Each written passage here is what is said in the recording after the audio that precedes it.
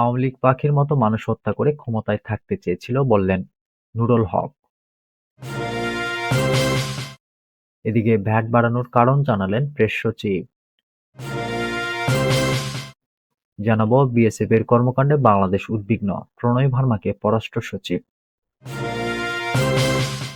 সর্বশেষ জানাবো রাজনৈতিক কারণে আইনশৃঙ্খলা পরিস্থিতিতে বিঘ্ন ঘটলে ছাড় নয় বললেন স্বরাষ্ট্র উপদেষ্টা। এতক্ষণ শুনছিলেন সংবাদ শিরোনাম, এবারে বিস্তারিত। আওয়ামী লীগ পাখির মতো মানুষ হত্যা করে ক্ষমতায় থাকতে চেয়েছিল বললেন নুরুল হক। গণ অধিকার পরিষদের সভাপতি নুরুল হক নূর বলেছেন, ভারতের সহযোগিতায় আওয়ামী লীগ পাখির মতো মানুষ হত্যা করে ক্ষমতায় থাকতে চেয়েছিল। এদেশের আলেমদের নানাভাবে নিপীড়িত করেছে, নির্যাতন করেছে। তাদের হাত থেকে রাজনীতিবিদ, শিক্ষক, আলেম, সাংবাদিক কেউ রেহাই পায়নি। রোববার বিকেল ৩টায় রাজধানীর সেগুনবাগিচায় বাংলাদেশ শ্রমিক অধিকার পরিষদের জাতীয় প্রতিনিধি সভায় তিনি এসব কথা বলেন। তিনি বলেন, আওয়ামী লীগ আবার যদি ফিরে তাহলে ভয়ঙ্কর রূপে ফিরবে।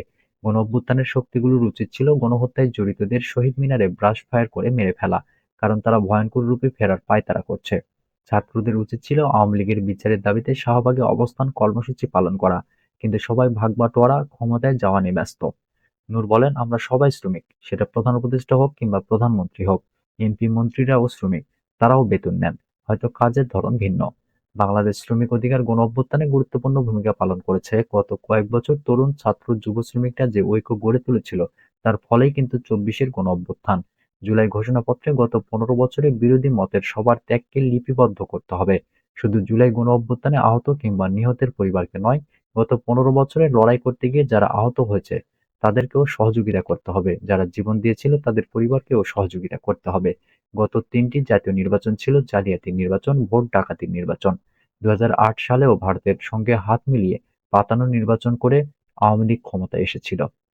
বাংলাদেশ শ্রমিক অধিকার পরিষদের সভাপতি আব্দুর রহমান বলেন, শ্রমিক অধিকার পরিষদের লড়াই একটি শ্রমিক বান্ধব কল্যাণ রাষ্ট্র প্রতিষ্ঠার লড়াই। যে রাষ্ট্র হবে একটি আদর্শ পরিবারের মতো, যেখানে সব মানুষের মৌলিক চাহিদা নিশ্চিতকরণের অঙ্গীকার থাকবে। ভ্যাট বাড়ানোর কারণ জানালেন প্রেস সচিব। আন্তর্জাতিক মুদ্রা তহবিলের চাপে নয়, বরং ট্যাক্স জিডিপি অনুপাত বাড়াতে কিছু পণ্যের উপর ভ্যাট বাড়িয়েছে সরকার। রোববার প্রধান উপদেষ্টার প্রেস উইংয়ের সংবাদ সম্মেলনে এ দাবি করেছেন প্রেস সচিব শফিকুল আলম।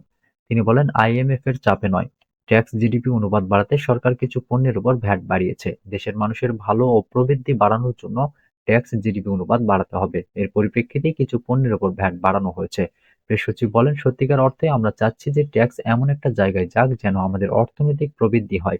ট্যাক্স জিডিপি অনুপাত কমে যাওয়া মানে যে ঋণ করা হচ্ছে তা পরিশোধ করা সম্ভব নাও হতে পারে। আমরা বলছি না যে ট্যাক্স বাড়ালে মানুষের উপর প্রভাব পড়বে না, তবে আমরা মনে করছি সেটা খুবই মিনিমাম হবে।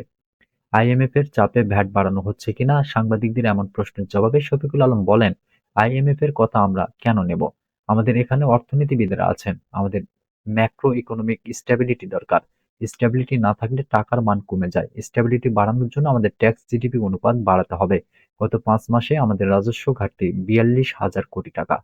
এই ঘাটতি আমাদের মেটাতে হবে। তিনি আরো বলেন, দেশের ফিনান্সিয়াল হেলথ ভালো হলে মূল্যস্ফীতি কমে আসে।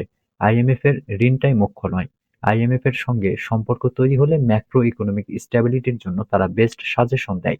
তারা যেখানে ঋণ দেয় সেখানে বিশ্বব্যাংক সহ বাইরের বিভিন্ন বিনিয়োগ আসা সহজ হয়। বিএসএফ এর কর্মকাণ্ডে বাংলাদেশ উদ্বিগ্ন, প্রণয় ভার্মাকে পররাষ্ট্র সচিব। সীমান্তে ভারতীয় সীমান্তরক্ষী বাহিনীর সাম্প্রতিক তৎপরতা ও কর্মকাণ্ডে বাংলাদেশ সরকারের উদ্বেগের কথা জানিয়েছেন পররাষ্ট্র সচিব জসিম উদ্দিন। রোববার পররাষ্ট্র মন্ত্রণালয়ে ঢাকায় নিযুক্ত দেশটির হাই কমিশনার প্রণয় ভার্মার কাছে এই উদ্বেগের কথা তুলে ধরেন তিনি। পরে পররাষ্ট্র সচিব জসিম উদ্দিন সাংবাদিকদের বলেন, সীমান্তে এখন যে পরিস্থিতি বিরাজ করছে তা একেবারে অনাকাঙ্ক্ষিত। সম্প্রতি সীমান্তে বাংলাদেশের একজন নাগরিক প্রাণ হারিয়েছেন। সব মিলিয়ে আমরা সীমান্ত পরিস্থিতি নিয়ে ভারতীয় হাই কমিশনারের কাছে উদ্বেগ জানিয়েছি। পররাষ্ট্র সচিব জানান, সীমান্তের বর্তমান পরিস্থিতির উত্তরণে আগামী মাসে ভারতের দিল্লিতে বিজিবি বিএসএফ মহাপরিচালক পর্যায়ের বৈঠক আয়োজনের বিষয়ে ভারতীয় হাই কমিশনারের সাথে আলোচনা হয়েছে। এদিকে কাঁটাতারের বেড়া নির্মাণ চেষ্টা সহ সংশ্লিষ্ট বিভিন্ন অনুমোদনহীন কার্যক্রমে সীমান্তে উত্তেজনা বাড়ছে ও সমস্যা তৈরি হচ্ছে জানিয়ে জসিমউদ্দিন বলেন, এতে প্রতিবেশী দুদেশের বন্ধুত্বপূর্ণ সম্পর্ক ও সহযোগিতার চেতনা ক্ষুণ্ণ হচ্ছে। আসন্ন বিজিবি বিএসএফ মহাপরিচালক পর্যায়ের বৈঠকে এ বিষয়ে বিস্তারিত আলোচনা করা হবে বলে তিনি আশাবাদ ব্যক্ত করেন। আগামী ১২ ফেব্রুয়ারি এই বৈঠক হওয়ার কথা রয়েছে। সম্প্রতি সুনামগঞ্জে এক বাংলাদেশি নাগরিক বিএসএফের হত্যাকাণ্ডের শিকার হয়েছেন। সেই উদাহরণ তুলে ধরে সীমান্ত হত্যার পুনরাবৃত্তির ঘটনায় উদ্বেগ ও অসন্তোষ প্রকাশ করেন জসিমউদ্দিন। সীমান্তে হত্যাকাণ্ড বন্ধে জরুরি পদক্ষেপ এবং তদন্ত করে দায়ীদের বিরুদ্ধে ব্যবস্থা নিতে ভারতীয় কর্তৃপক্ষের প্রতি আহ্বান জানান তিনি।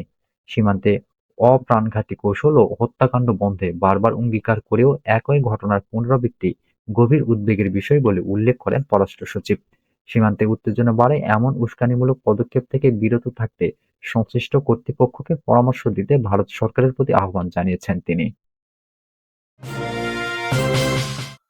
রাজনৈতিক কারণে আইনশৃঙ্খলা পরিস্থিতিতে বিঘ্ন ঘটলে ছাড় নয়, বলেছেন স্বরাষ্ট্র উপদেষ্টা।